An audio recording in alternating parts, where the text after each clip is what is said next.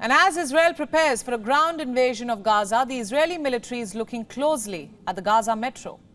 What's that? It's a mysterious subterranean tunnel, a tunnel network which is used by Hamas. Israel fears that Hamas could use this tunnel to escape or to delay Israel's operations. How? Let's find out. To start with, what exactly is this tunnel network? It's a vast underground city of sorts with dozens of access points across Gaza. Hamas uses these tunnels as weapons cache, bunkers, command centers, and as a concealed transportation artery for weapons. In 2021, Hamas claimed to have extended this tunnel network to 500 kilometers or 311 miles. Reports say some of these tunnels led directly from Gaza to Israeli communities near the border. This enables Hamas fighters to infiltrate, kidnap, or attack Israeli citizens. In fact, residents of southern Israel are said to live in constant fear, knowing that a terrorist could emerge from a tunnel near their house anytime. Next question. Where has Hamas built these tunnels? Reports say mostly in densely populated areas. The access points of these tunnels are hidden between schools, mosques, hospitals, and civilian buildings.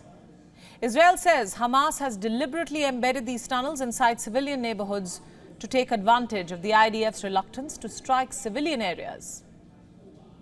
Next question. How did Hamas afford to build these tunnels? By keeping Gaza poor.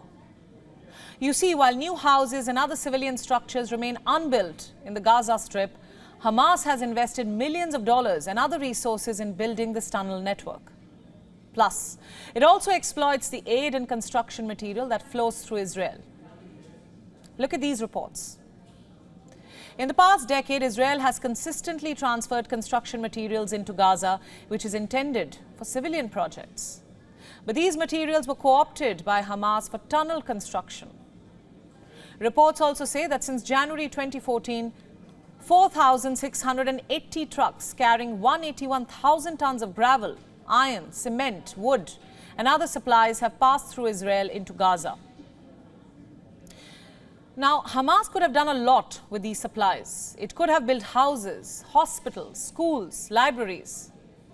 It could have built crucial infrastructure to improve the quality of life for the Gazans. Instead, it chose to expand its own underground city. And we're hardly surprised. In the last 4 months, there have been 3 incidents of Hamas squads infiltrating Israel through these very tunnels. The latest incident took place on July 28th. This is when Hamas infiltrated Israel through a tunnel near Nahal Oz. Their goal was apparently to attack an Israeli community near the border. IDF soldiers thwarted the attack.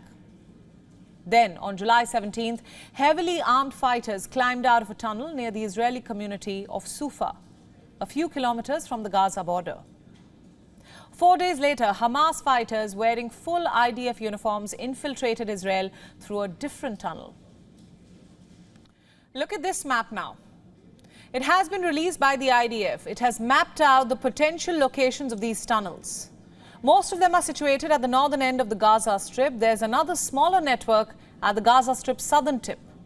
Reports say the IDF is carefully mapping and examining these tunnels. In fact, this is what an IDF spokesperson had to say about the tunnels. Allow me to quote. Think of the Gaza Strip as one layer for civilians and then another layer for Hamas. We are trying to get to that second layer that Hamas has built. These are not bunkers for Gazan civilians. It's only for Hamas so that they can continue to fire rockets at Israel, to plan operations and to launch terrorists into Israel. Exact words spoken. So what does Israel plan to do with these tunnels? Well, in the past, Israel has destroyed more than 100 kilometers of these tunnels in airstrikes.